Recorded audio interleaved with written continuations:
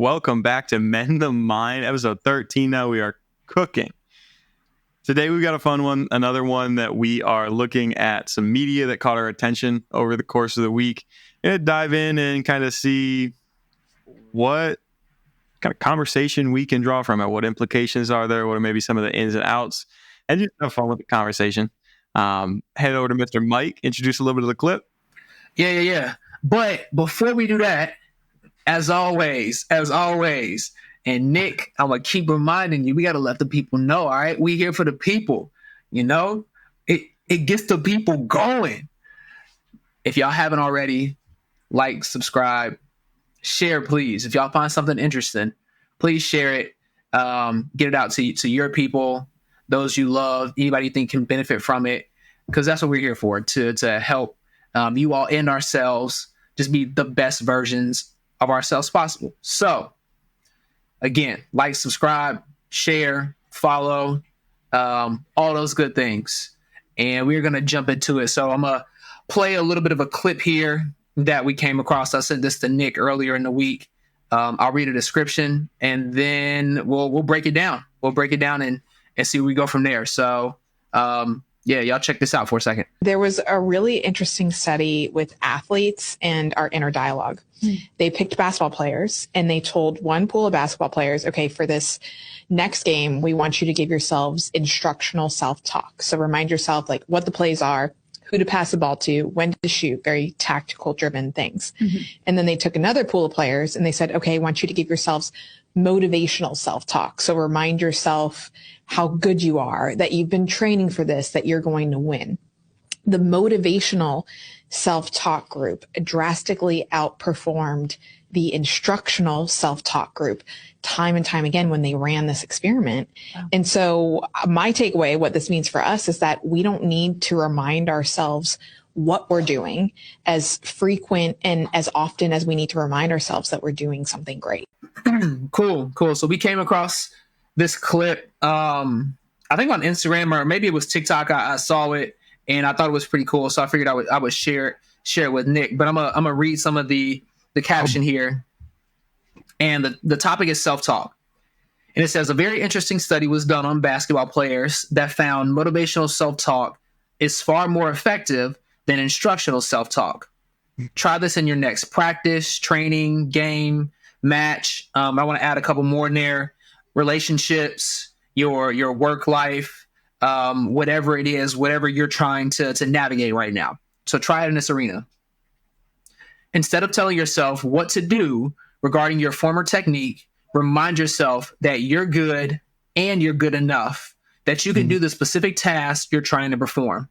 When you make a mistake, instead of trying to fix it with your self-talk, accept it and use your self-talk to move on to the next play.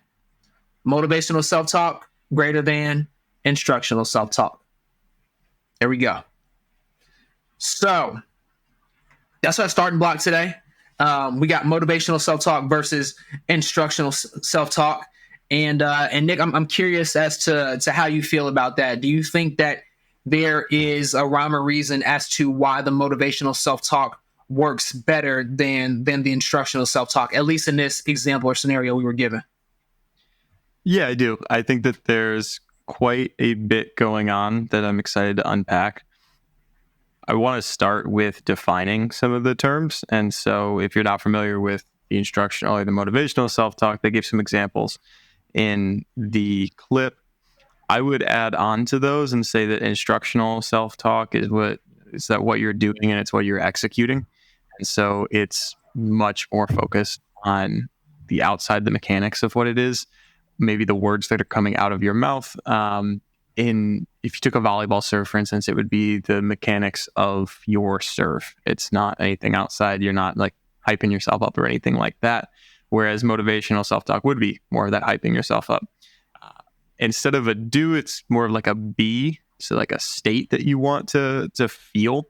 And the feel would be the opposite of like executing that action.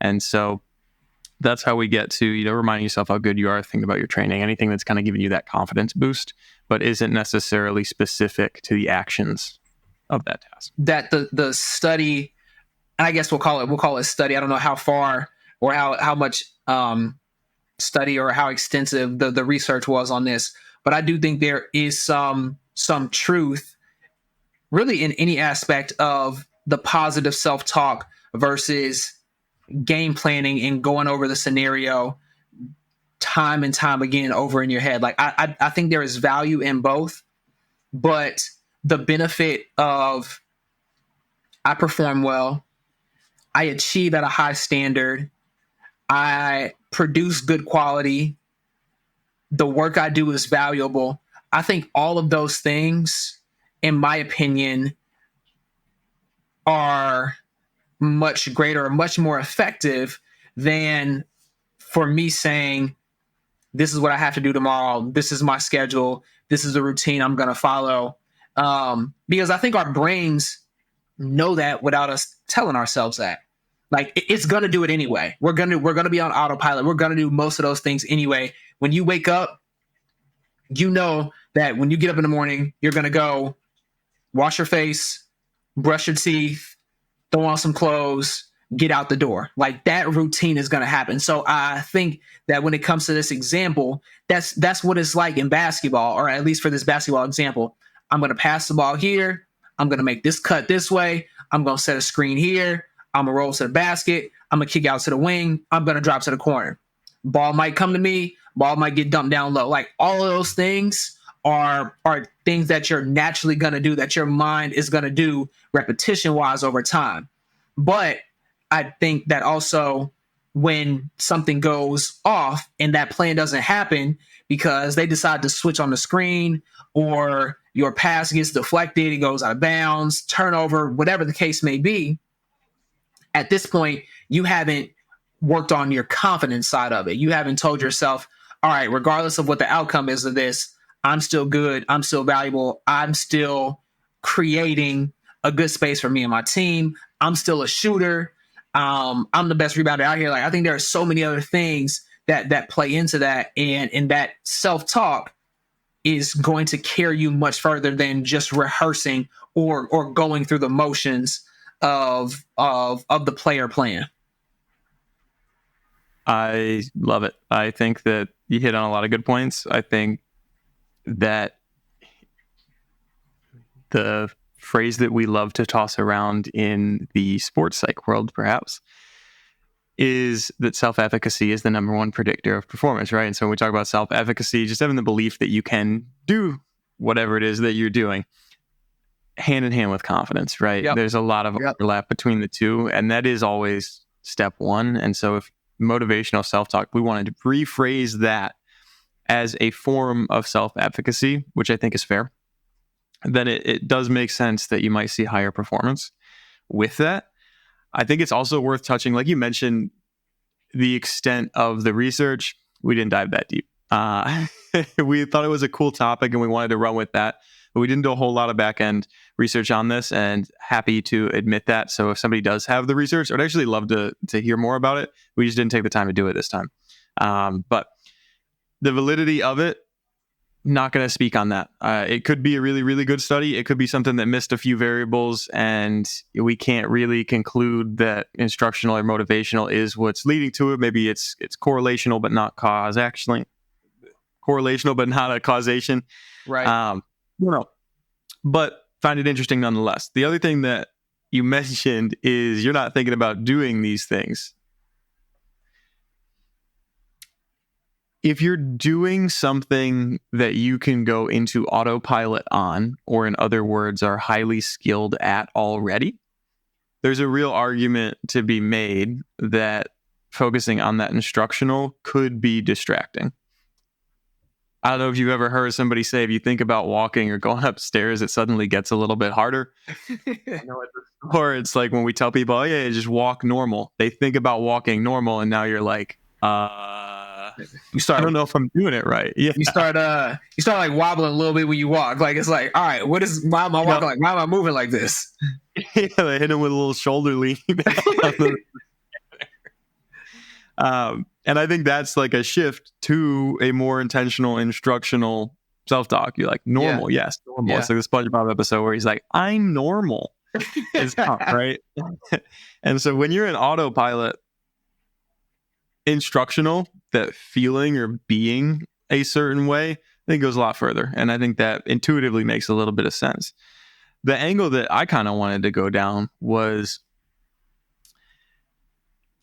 getting away from this, like, have to. I think inherently instructional self-talk, if you're telling yourself the way that you want it executed, you're kind of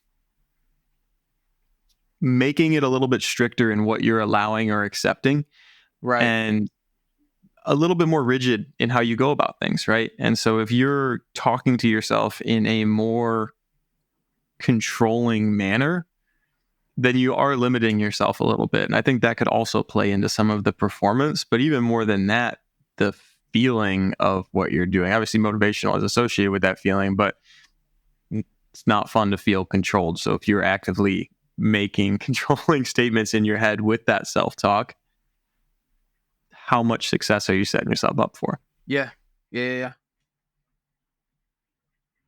No, I think that's go ahead. No, I was gonna take a little pause, see if you had anything to say, and then there's some other points down the road. But anything on that? Run that back one more time. I was jotting down something. I missed the last part of that. Run that back one more time for me. Yeah, no problem. So getting away from the idea of an I have to, I think there's an implied do it this way, or a controlling aspect of you have to serve the volleyball this way, you have to pass the ball here, or in this scenario, you have to cut to the basket. And it's less organic, less natural, we could say. It's less of that automaticity or being on autopilot that we just talked about. Yeah. And so if you're talking to yourself in a controlling manner, you're probably going to experience a feeling more of being controlled and maybe less of having fun, feeling alive, things like that. So I think those are very valid points. Within certain parameters, though, like I understand the rhyme and reason behind a coach drawing up a play a certain way. It's like, hey, like I drew this up this way because I know it works. It's worked in the past. We watched film on this, so let's follow what we got going on here. So I don't want to confuse anybody and say like, all right, go off the rails. Good, you have positive self-talk. Now go take on all 5 people on defense by yourself. Like, all right, you got this. Go do a little Kyrie through the lane and finger roll it in. No, that's not where we're going with this at all. There is some value in following a script and following a play guide that you have. And we'll say a play guide, a training plan, KPIs at work, whatever it is, standards that you are abiding by to achieve a desired outcome. Beyond that, though, I also believe that the positive self-talk helps you achieve and helps you recover from when those plans go awry.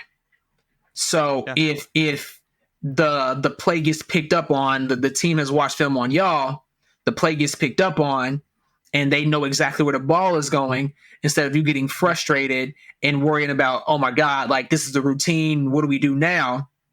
You're confident in your ability to adjust. So you say, I'm versatile. I have great adaptation skills. When things go awry, I'm able to think quick on my feet. That's positive self-talk that goes and works in tandem with the plan that has already been laid out. So I think there's kind of a give and take there that goes both ways of, hey, this is a plan, let's stick to it. My positive self-talk will help me get through it. So we're going to stick to it. This positive self-talk is going to help me get through it. Completely agree. Also, I want to emphasize that. I'm going to emphasize it from a different angle, kind of tying it back to that feeling of control again. I have the same caveat written down, so I'm glad you brought it up. I think it's worth bringing up. Self-efficacy, if we go back even a little bit further, believing that you can do something is very important when we talk about predicting high performance. Right. But it's not an end all. The example that I thought of is I had a girl who was at undergrad with me, and she thought that she was the tallest in any room. That was just her perception of it. If we want to talk about like quite literally height-wise? Yes. Okay. Yes, correct. So just the perception of how tall she was that she was the tallest in the room. And she was always a little bit shocked to find out how tall people actually were. And now it gives her great confidence, but it doesn't really change the fact that her height is what it is. And that's not like bag on her or anything. It's just a self-advocacy is limited, right? There are certain things you can't change. And I think if you go into a game, a conversation with a significant other or somebody that you're close to, if you're going into work and you don't have a plan, confidence can only do so much. Could it work out? Yeah, for sure. There's probably still a way that a lot of these situations work out with confidence. Right. And it's one of the more important variables, but it is not the end all. And so how I would phrase that in terms of control is getting away from the I have to and thinking of it more as like an I can. And so if you switch the language in that manner, you open up a little bit more of that creativity or flexibility that you were talking about, being able to react on the fly. Whereas if you have to do something and that's the only thing you got, you're rigid. As soon as the other person counters this in whatever situation it is, anything that counters it, even if it's not a person, is going to be tough. You're not going to react as well as if you went in and it was more of this open mindset of an I can. And so I think that's a great point, Mike. And I think that is a very good caveat to consider. Yeah. Yeah. Any other thoughts on, or I guess initial thoughts? What was your initial thought when I first sent you the link for that video? I always like it when people can put things in very easy, digestible terms. I think that they did a great job of it. I had no question that they could have gone a lot deeper, but for the sake of time, that video was a great bang for your buck. And it's pushing out things that I think are correct. And so if there's one change that people could make, and that change is going to a more motivational self-talk, by all means, go for it. Okay. I guess I should add, what do you think about specifically the learning process? So we're operating under this assumption that you are kind of good at whatever it is that you're doing. If you're new to whatever it is that you're doing, do you think that motivational self-talk would still be better? Or do you think that's more of a place where instructional could play a role? So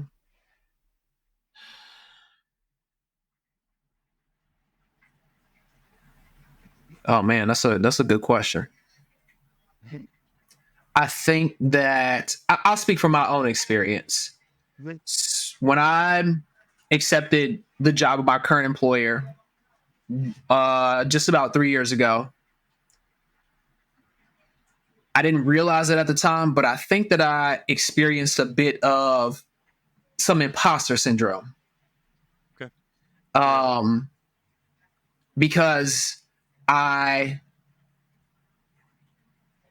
knew that I was qualified. I knew that I was good. I knew that I produced really great work, that I was an awesome leader.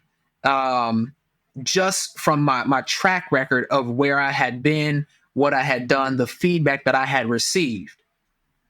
When I moved into this new role, I became low man on a totem pole.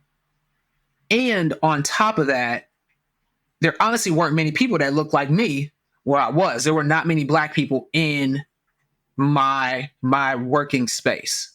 And so I saw myself as a diversity hire. Yeah. Which there might be some truth to that, but I saw myself as a diversity hire versus someone who was hired because of the skill set and the credentials and reputation that I had. So for a long time, I thought to myself, yeah, I don't really belong here. This isn't the space for me. I don't think I'm being valued. I don't feel the passion or as if my work is contributing to a greater whole. I feel like I'm here and they can do with or without me. So I struggled with that for a long time. So to bring it full circle to answer your question, I think at that time, it wasn't so much about a plan for me. I had a plan. I knew what I was getting into. I knew what was expected of me. I think the positive self-talk or having somebody to speak that into me or practicing that with somebody probably would have served me better in those early months of starting that new job. And I would have been in a better place to be like, I'm qualified. Like I'm meant to be here. This is where I can thrive. regardless of how other people see me, and how I see myself in this short term. So yeah, I think that when it comes to something like that, something new, that the positive self-talk can really benefit a person. And I won't even take it to high school. I think this is overlooked for kids who are 7th, 8th grade moving into the high school realm. I'm a young kid. You get told you don't really know anything. Again, you're low man on the totem pole. Again, you're a freshman. You're hanging around all these kids who are maturing. They're going through puberty. Things are changing, and you don't feel like you belong. You may feel like you're an outsider. I think for them, the positive self-talk is even important at that point in their lives. Hey, this is where I'm at right now. I recognize this. I think it's important to say they were once here too. And we talked about it in our last episode. You can't get to day 400 without having a day 1. It doesn't work like that. So having that positive self-talk of, hey, they were here too. It's okay for me to be here in this space at this time. I have to be here to get to X, my destination. So it's okay that I'm here right now, but I've worked hard. I've put in the time. My value is being added here. If it wasn't, my teachers may not have passed me on to this grade. I wouldn't have got to this point, quite literally.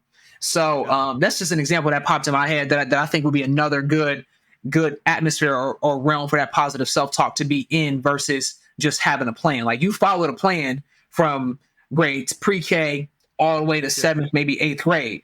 The plan's there. You know how to follow a plan. Get the positive self-talk going to help you execute on that plan and continue to produce great results of what's expected of you. So I like that avenue. I do a couple clarification questions just so I make sure that I'm understanding kind of what you're expressing. So when you say positive self-talk, are we talking more of that motivational piece? Would those be kind of more one and the same when you talk about it? Yes. Okay. For me, yeah. So positive self-talk is motivational for me. Yeah, I'm using them synonymously. Sweet. Okay. That's what I was picking up. I just wanted to clarify that I had that right. Yeah, I completely agree. I think that other question would be, in that story, we talked about low on the totem pole, whether it is your perception of why you were hired or kind of transitioning when we talk middle school, high school, with the example. So this is your perception, and we're obviously, as we know, you're not arguing with people's perception. You can provide information or things if you'd like, but your perception is what it is, right? Being that it's your perception, we're talking on the mental side of performance here. Is that fair? And so in other words, how you're feeling about that situation and how that's impacting things. Okay. So I think that running with that, I'm fully on board. I actually would even open up a can of worms in a second, but I agree. And I think when we're talking about the feeling, that subjective feeling and perception of situations, motivational self-talk can be a lot more powerful. I do think instructional self-talk has a place. I don't think it's bad by any means. I think it's more of you got to know when to use which and what's going to benefit you and what you're doing. And so for me, I think instructional self-talk is really good when you aren't an expert in whatever it is that you're doing. And so, for instance, when I play a new sport, last fall we started picking up a little bit more spike ball, and I've played here and there, but I'm not by any means an expert in spike ball. What really helped me in getting a little bit better at spike ball was more of this instructional talk. And so I was thinking a little bit more about being deliberate in the actions that I have, because I'm lacking that foundational automaticity of movement. So for instance, a serve, I could serve that anywhere. It's not very consistent. And so it helps me to deliberately focus on that serve. However, once I'm getting better at the serve, if I start focusing on the serve, once I hit that level of automaticity, if you will, focusing on how I'm serving it may actually interfere with me reaching a more consistent and authentic, display of my ability. Yeah. And then I want to switch to that motivational.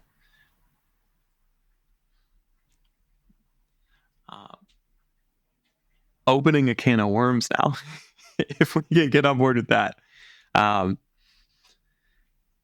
So if we go back to the idea that, positive self-talk or motivational self-talk for us here today is going to be, this perception is a mental thing, and it drives maybe how we're feeling. Okay. I think it's fair to say that it can also drive vitality or how alive we feel, right? Subjective vitality, I should say. And so that's where it gets really interesting for me. It doesn't sound that crazy on the surface, but when we talk about like feeling alive, dude, that's what we want every single day, right? And so subjective vitality is simply feeling alive. And the opposite of subjective vitality would be feeling unalive or just kind of going through, almost like you mentioned in one of the previous podcasts, like that zombie feeling where we're a little bit dissociated. It's just, I'm not enjoying it. It's that day that drags on and you keep looking at the clock and you're like, there is no way it has been 15 minutes, right? Like you're alive, but you're not feeling fired up. It's very different. And the power of subjective vitality, and I probably touched on this at some point, at least offline, if not on the pod, but subjective vitality is crazy when you think about when you do a workout and it's a good workout. In theory, you just expended a bunch of energy. So why do you feel alive after you do a bunch of activity? Subjective vitality. Similarly, if we feed you all of the nutrients that you need, you get all the water that you need, does that necessarily mean that you feel alive and energized? No, not at all. Subjective vitality. And if you were absolutely drained and starving and really need water, could you still feel alive in that moment and like full of energy? Yes, you could. Subjective vitality.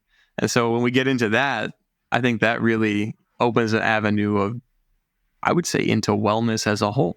And I think that self-talk can drive it. What are your thoughts on that? So this is a very, very new concept for me. You are much more versed in the psychological realm here. So like I'm over here like scribbling down notes real fast, trying to figure out like all these things. I'm drawing arrows like, all right, he went here, then this. I'm like, Nick, you're scrambling my brain right now. All right, so I want to make sure I have this right. Okay. Yeah. The main block here is subjective vitality, correct? And subjective vitality is associated with the feeling of being alive or present. I would even go as far to say that would be part of the definition. That's just what it is. So yeah. Okay, so that is what it is. Right. Okay. It's like feeling energized or alive. That would be vitality. Paraphrasing. But. No. That's good. That's good. Okay, so we got subjective vitality, which is feeling alive, being present. Mm-hmm. From there, now this is where you kind of, I was like, all right, where are we going with this? Mm-hmm. You were saying that if you have the ability, or let me back up, not the ability. Subjective vitality can be, I guess, present in, we'll say, unfavoring circumstances. And correct me, like if I'm missing the connection here, help me plug it in. So subjective vitality can be present in unfavoring situations or circumstances. Yeah. And also the same thing, subjective vitality can. What is the opposite of that? Was there a word that's the opposite of it? You said like, hey, I'm here, I'm alive, but it feels like these 15 minutes have been going on for 2 hours.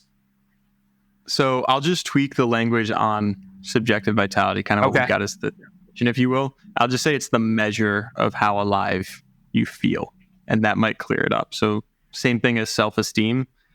If self-esteem is the measure, you could be super high or super low on it. So the measure of how alive you feel. All right, it's subjective vitality. All right, now let's break this down a little bit more. When we're saying how alive you feel, that is like what is the spectrum on how alive you feel?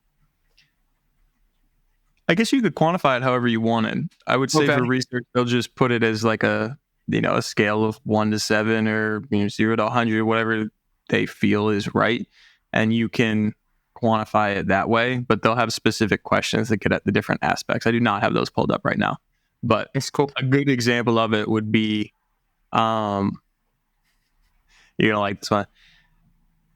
I'm gonna take you back. All right, do a little visualization here.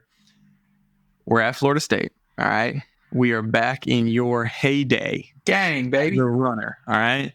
You and the boys cranking a workout. Let's say 1,000 repeats. I feel like that's a common one. All right. So you guys are busting out 10,000 repeats, something crazy. And it's tough. Coach has the paces down and you are working and you can feel it.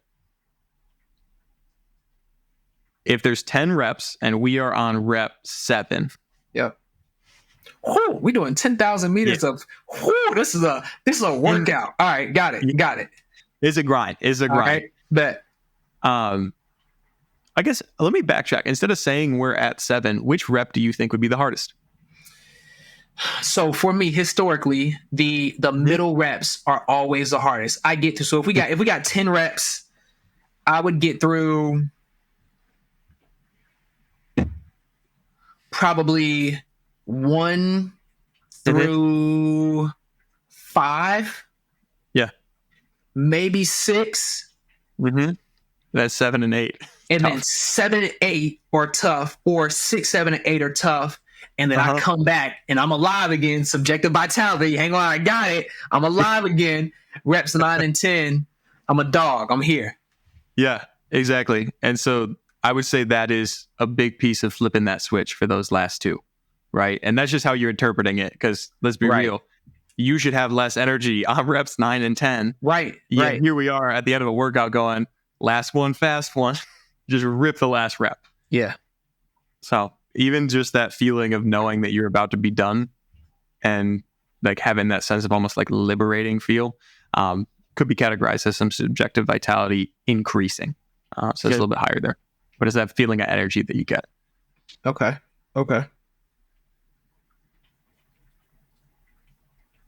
Man, I feel like I'm in class right now. That's a good thing. We're here to grow, right? And you know what might be cool? And this is kind of me thinking out loud. Like, what if we decide to publish some of the notes that we take down through some of these episodes? Yeah. As like our our notes, like what we get from it. If somebody wanted to compare some notes that they took, or they had an idea of or wanted to look at something we said and tie it to something they said, like nobody can capture everything, not unless they're sitting here and breaking it down by minute. But I feel like that'd be pretty cool if we publish some of these notes and was like, hey, this is what we got from the show right here. If y'all want to take a look at this, these are Mike's notes, these are Nick's notes, these are how they think separately. This is where we meet in the middle. Where do y'all fit on this? I think that'd be really cool, actually. I think that'd be phenomenal. And then obviously we got to get our little quotes, like this chick is I was writing fast, man, but there's your quote. Stick to it. Positive self through it. Will help get you through it. Oh man. I love that idea. I think, all right, hey, maybe we should ask people listening if that's something that they would want to see, and if they comment it, awesome. Or we could do it anyway and it might just be annoying. I mean, either or, I think both are great routes. Yeah, we can try it out. We can see how it works. But again, this is for the people. If y'all want to check out some notes and what we got, let us know. We'll gladly add them. I think Nick's a pen and paper writer. I'm a pen and paper guy too. I'm starting to use my iPad more just because I have the resource here, and it's easier to carry around. I can keep everything in one spot. I ain't got to worry about my page ripping and whatnot. If I want to change to a notebook, I can. But I'm still kind of sort of doing pen to paper. I got a little app here that my friend told me about. So I downloaded this and I'm trying, and it's working pretty well. So, but yeah, that'd be dope. As well. Shout out Tim Cook, Apple CEO. Maybe get a little sponsorship going. Hey, maybe we could. I think we really got to take off to get to that point. But shout out right here. we got the products on deck. Hook us up. Maybe we pledge a certain amount of the sponsorship to their NIL fund. Not a bad idea. Not a bad idea. I don't know. Maybe we might have to figure out what team we want to support. All right. I don't know if you got your team. I got my team. We might have to find a middle ground here. It'd be Tim's team too, though. So if it was Tim specifically, that would make sense. But yeah, if it's more general. Yeah, very true. Very, very true. All right, cool. Little sidebar. So let's get back. What was the question that you asked me that I need to finally answer after my classroom session, my 4 credit hour class here? That is a great question. I do not completely remember. Okay.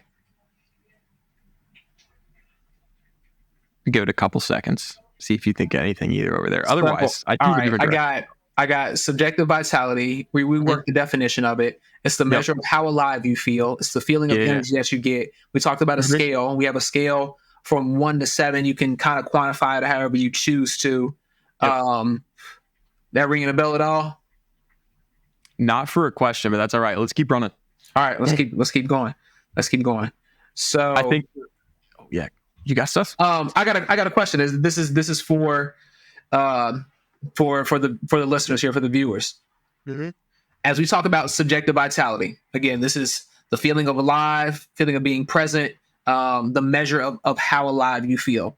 Mm-hmm. What are some areas that you all experience subjective vitality? What are some areas of sport, of life, relationships, work, where you have this burst of energy, this feeling of being alive and connected to what it is that you're doing?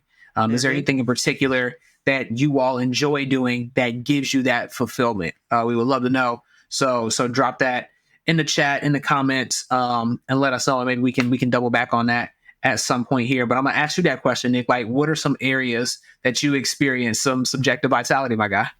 I was about to ask you your own question. Yeah.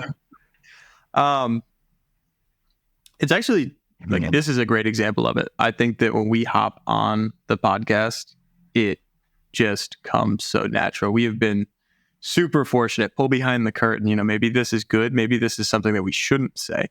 Not sure.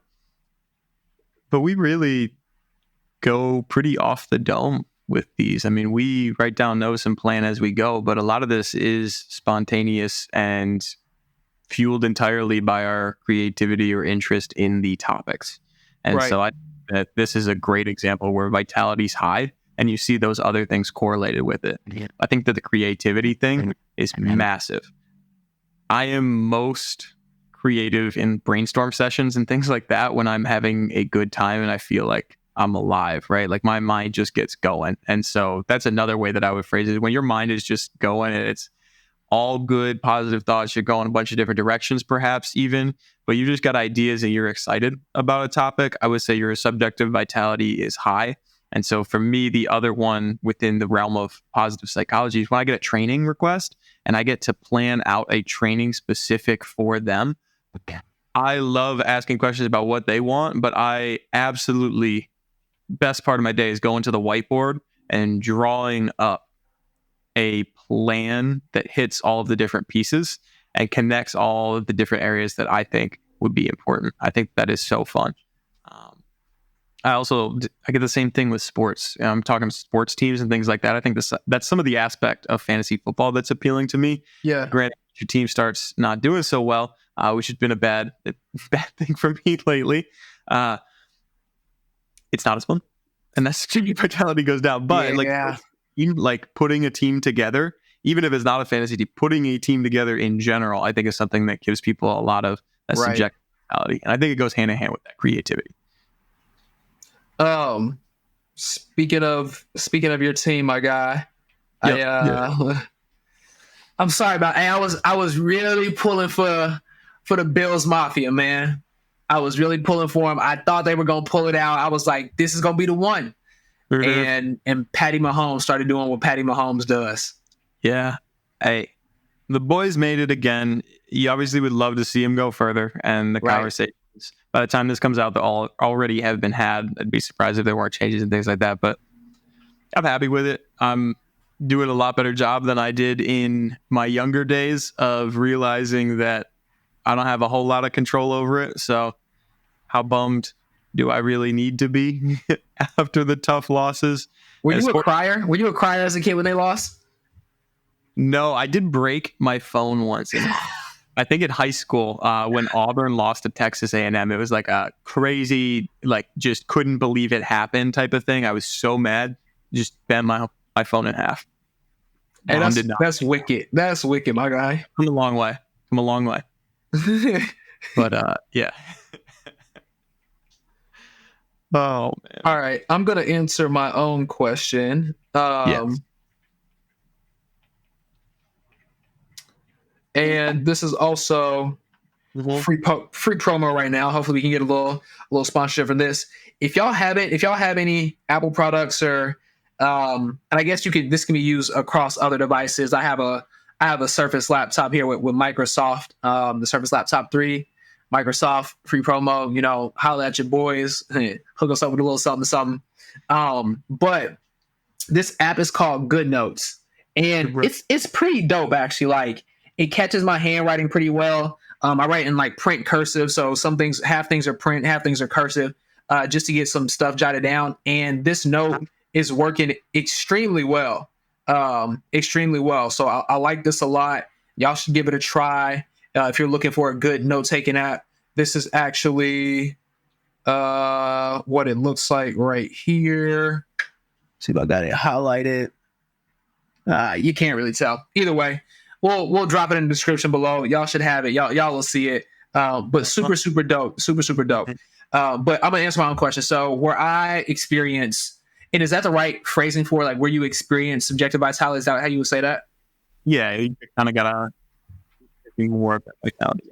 Yeah. So where I experience subjective vitality or feel the most energized is when I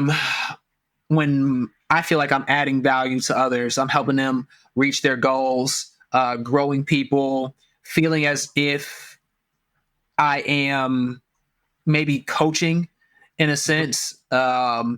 People have a problem, or they have, I wouldn't even say a problem, because a problem sometimes has a bad like connotation to it, but people want to solve something in their life. They want to perform better. They want to be healthier. They want to go about doing something a different way, and we figure it out together. I feel like I experience a lot of subjective vitality when my perceived, or that the help I'm offering is received very well, and my perception of it is that I'm adding a ton of value to somebody's life. So I'm a big people person.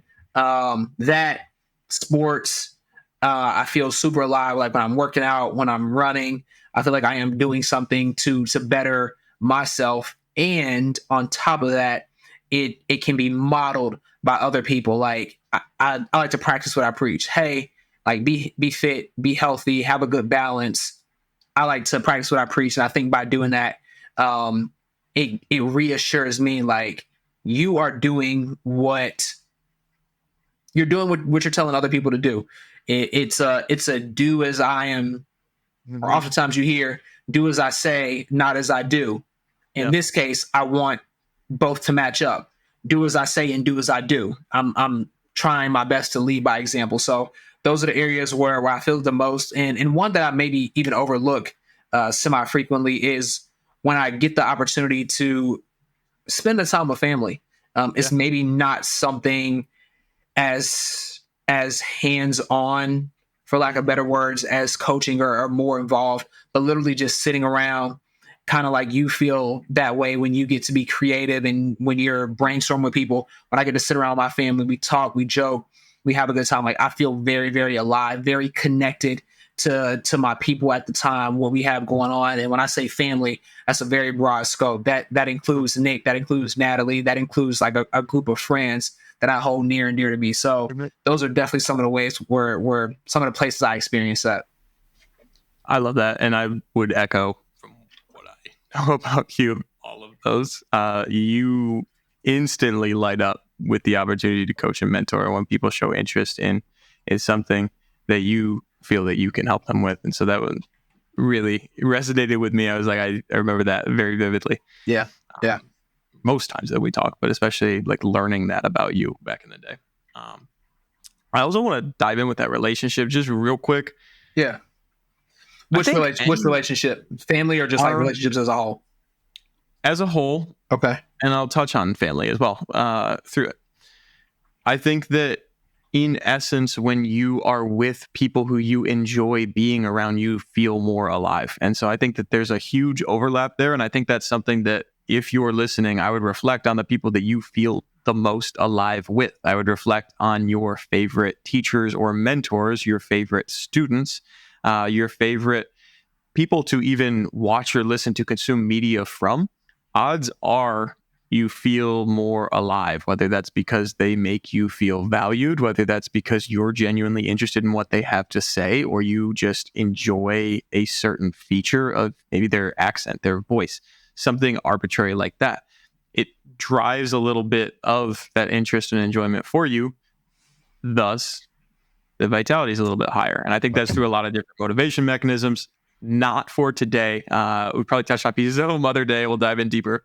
But I do want to come back to this idea of instructional or motivational self-talk. And how I want to do that is a different video that someone actually sent me right before we hopped on. You can't plan that timing any better. And it clicked for me. So picture this, Mike. I'll take you through the example. Yeah. We're on Instagram. Video comes up sent from somebody that we respect their opinion, and we go back and forth on a lot of good debates. And we really just challenge each other, bring the best out of them. Right. And so this is one of my coworkers. She sent it to me, and the clip essentially said that self-development isn't enough on its own. I don't love the phrasing, so I'll just come out and say that. But the reasoning was that if you are so focused on growing and getting better, you will end up with a list of all of these things that you want to do, and it will always be a reference to this list, and you'll be focusing more on getting things done on the list and kind of the progress that you see on the list rather than actually enjoying the things on the list anymore. Now, for us, that obviously way back to, process development or process over outcome. But for them, how they phrase it is you have to have some acceptance, and that charges it. Completely disagree with a lot of the phrasing. I'm sure that with more information, they could make it make sense to me. But I do think the big difference to me is the motivation style. I think when you're looking at a list and you're seeing it as things that you have to do, again, we're back to that controlling language that we had with the self-talk earlier. Yep. Versus that acceptance is inherently less controlling. And so same mechanism here, more control, bad, less control, good, in the sense of feeling controlled. With that being said, I will ask you, and then I've got some thoughts as well. How do you get to a feeling where you're less controlled and perhaps feel more alive? That subjective vitality is higher. How do you get to a feeling where you're less controlled, but more alive? Correct. And I think they work together. So just how would you recommend somebody to do that? Good question, Nick. I'm actually jotting down. So when you talked about relationships, it made me think about another video that I saw, I think today or yesterday, and I went to find it real fast. So maybe we can double back it and play it. If not, we can just add it to some of the notes that we'll have for the video. But so just so I can run your question back, how do you get to a place where you feel less controlled but more alive? Correct? Particularly in your own self-talk. So less controlled, more alive.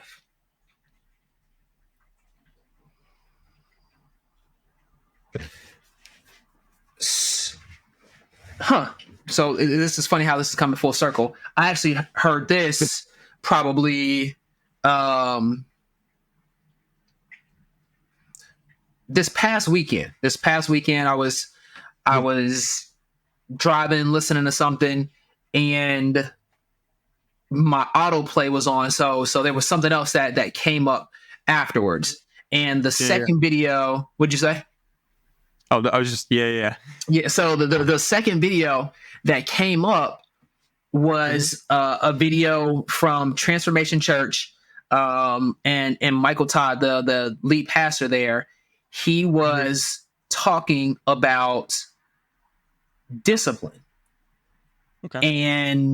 and how discipline oftentimes leads to autonomy. But what most people don't realize is that discipline doesn't always start out as discipline. It doesn't always start out as a desire either. Oftentimes, it starts out as this is something I have to do. And then that have to do becomes this is something I'm okay with doing to I want to do. Now I'm disciplined. This is part of my routine and I do it all the time. So I think there's like a sliding spectrum of being less controlled and feeling more alive. Correct? Those are the two, right? Yes. Is that what you asked me? Yes. Well, Yeah, everything you're saying is right. Okay. All right. So you have being controlled right here and feeling more alive. So this is the positive, greater side, and this is like the lesser side over here. You start by, let's say it's working out. This is the control. This is feeling alive. At this point, the control is probably greater because you don't necessarily want to do it, but this is what you've committed to, and this is where you are controlling yourself. The feeling alive part, you're probably in there suffering like, dang, why am I here? Why am I doing this? All right, after a couple weeks, it starts to shift this way, right? And I think y'all can see where I'm going. And eventually it crosses over to where you get to the point of, I don't feel controlled because like, I want to do this. I enjoy doing this. This is part of my routine. This is discipline. So that control has gone down significantly. And I feel alive doing this. I feel good doing this. I feel good being in the gym. I feel good running, stretching, doing yoga, meditating, all of these things over here. So my feeling of control has gone down significantly. And the subjective vitality I feel now has significantly increased because this is something I want to do and I have the desire for it. So I think that's where it happens. I don't know where that middle point is, but I think that's how that sliding scale will work, at least in my brain. Like that's where my thought goes with it. Completely correct. There was a right answer for that. I mean, just in terms of, that a thing? Yes, can verify that it's a thing. Right. And so everything that you said, yes. Small caveat to it. Yeah. For you to get from something that you don't enjoy doing to enjoying doing it by way of, this have to kind of this I can to this I enjoy, you have to have something keeping you there. Absolutely. I would generalize it as like the utility of whatever it is that you're doing. So whether it's something that you see value in or you find important, whether it's something that you identify with as this is who I am. So I want to get better at this, whether it is wanting a certain outcome, if strong enough, that can work. Or even if it's just a rationale for someone said why this is important and that resonates with you. That's all right. One of those, probably missing a couple, needs to be present for you to stay locked in over the period of time. Otherwise, you'll start to experience burnout, which you could say is lower on that subjective vitality as well if you want. Right. But huge pathway, big rabbit hole, very interested in it. Probably not today, being that we're at 55 minutes. We'll come back to it at some point. But I enjoyed you coming to that yourself because that's like a lot of the research says the same thing. And it's just the reason why you're doing something, the motivation, or you're feeling controlled, kind of why you're regulating what you're doing, driving outcomes like feeling alive. Okay. All right. I think the mechanisms that provide that sense of utility are very interesting. And that's where I want to tie it back to self-talk. And so how I would answer my own question, which I can't even remember the wording of, I think it was something along the lines of how can you drive, it was those two scales. How can you drive more of this subjective vitality, get that higher, and minimize the control and how you talk to yourself? The two biggest things for me have to do with language and awareness. And this is, everything generally comes back to this, which is silly, but it also works. And we come back to it every time for a reason.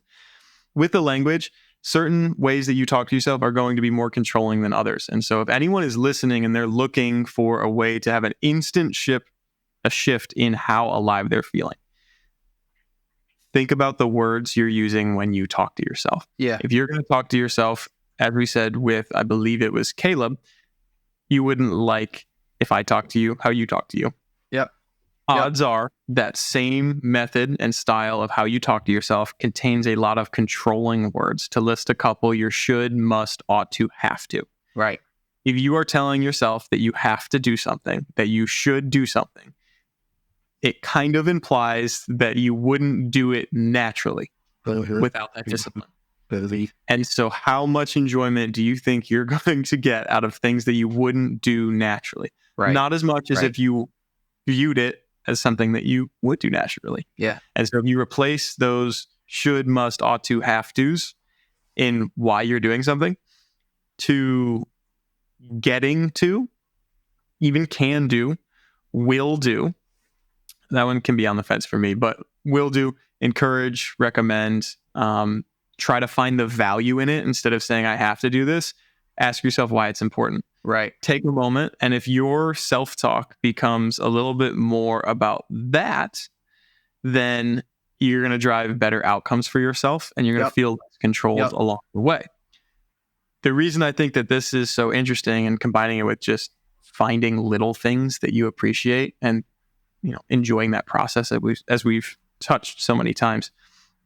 The quote that she had at the end of the video, tying it full circle, that we started with, is it turns out you don't need to remind yourselves what you're doing as much as we need to remind ourselves that we're doing it great. Yeah. So the focus is more on how it feels and kind of the surrounding pieces of why we're doing it, that motivational self-talk, and the confidence, of course, that we've got in it. Then it is what you're doing in instructionally, like step by step. Oftentimes when we focus step by step, we can get stressed out in terms of our own self-talk. Obviously, if you've got a mountain of chores, step by step is better than tackling the whole mountain. But analysis paralysis. Yeah, it sounds like analysis paralysis for sure. And once you get into step by step, right? And let's switch it to motivational self-talk. It's baby steps towards the good, right? Right. No, I think that was a great way to bring that full circle. Hopefully y'all saw or found some value in episode 13 here. Again, this was all about positive self-talk. Like, what are you feeding into your brain? And you hear it all the time: the music, the things that you read, the people you listen to, what you surround yourself with. But we believe that oftentimes the things you say to yourself get overlooked very, very easily. And there's a lot of value in that. So like Nick said, and like Caleb said, when we talked about the positive self-talk some episodes ago, one of our earlier episodes, you wouldn't want us talking to you the way that you probably talk to you sometimes. If we were supposed to be in your corner, aside from a couple jokes here and there, you wouldn't want that. You wouldn't take that. So why would you treat yourself that way? So just kind of remember some of those things that we hit on in this episode, and maybe try it out. See how positive self-talk in a space that you normally do planning, that you routinely do, see how you can change it up and add some positive self-talk in there. And let us know, give some feedback, see if it works. And if it doesn't work, we'll go back to the drawing board and maybe dig into some research a little bit more on what does work and how effective that positive self-talk is. But Nick, I think this was a really, really good episode. I like when we took this one and ran with it, and hopefully the viewers do too. Got anything else you wanna wrap out with? In the spirit of less controlling language, we'll encourage, if you like the content, feel free to subscribe, get those notifications, comment. We're happy to go back and forth in the sections. Appreciate any love that you guys got for us. Really helps us when we can kind of see or quantify it. But, do whatever you're comfortable with. We'll appreciate whatever we do get. Yeah. This episode 13, we appreciate y'all for tapping in with us. And we'll catch y'all next week. Sounds like a plan. We out of here. See ya.